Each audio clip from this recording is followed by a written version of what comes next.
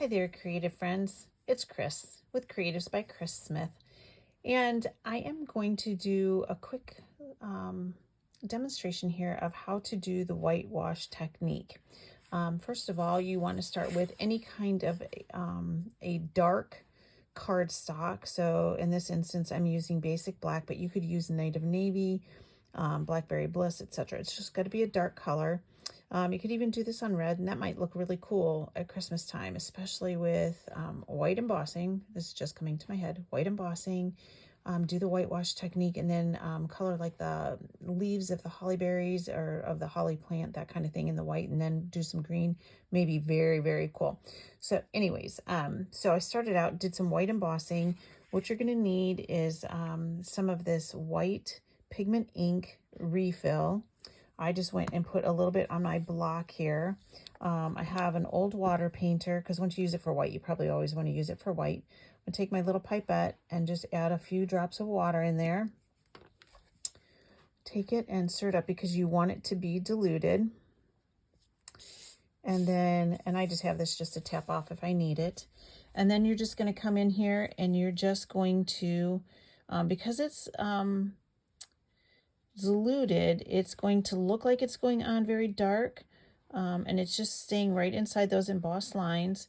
It's going to look like it's really dark, but I have found that it's really good to go through, let it dry, because this stuff is dry over here, but let it dry, and then you're going to come back in and possibly go over it a second time, just to give yourself enough opaqueness, especially if you would like to add color with your whitewash technique. And I'm going to show you how to do that momentarily. But you can see how I'm just staying within that. It doesn't have to be super neat or anything, but you can see how it's already starting to dry in these spots.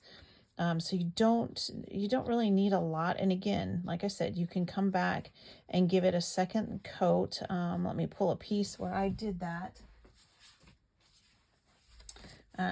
This I went through and I did a second coat of the whitewash, and it made it much more opaque than you may be seeing here. So let me just finish this up, and then I'm going to go to one of my dried pieces, because you definitely want that to dry before you start doing anything else with that. And I'll show you how to add color. Hang on for just a moment.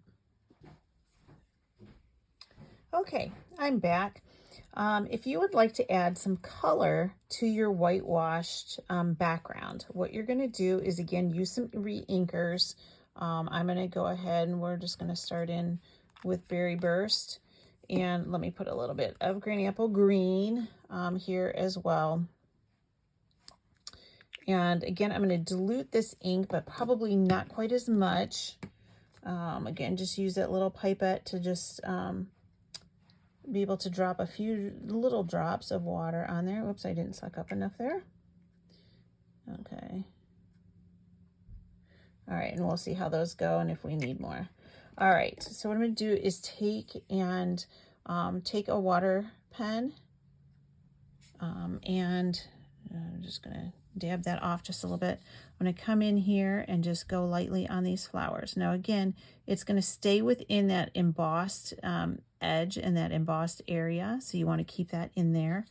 I'm just going to come in around here. That seems like I actually put a lot on there.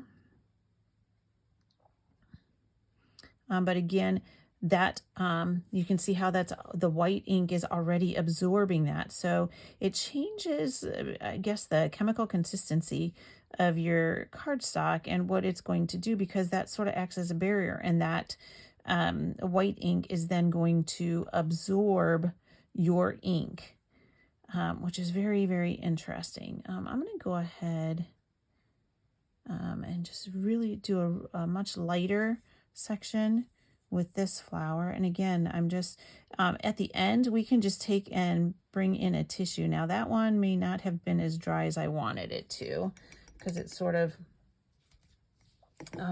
looked like it was coming up a little bit when I was going over it. So then, oops, I don't know where I got that water from. Okay, let's take this Granny Apple Green and let's just start on some of the flower or the leaves.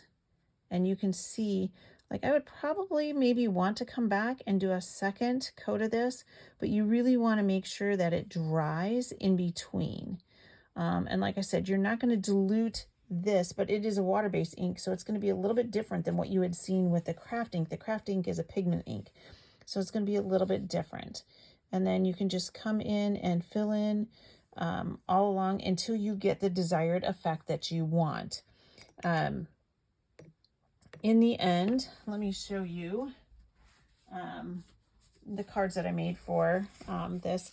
This one has just the whitewash, and you can see where it is just white. I just left it at that.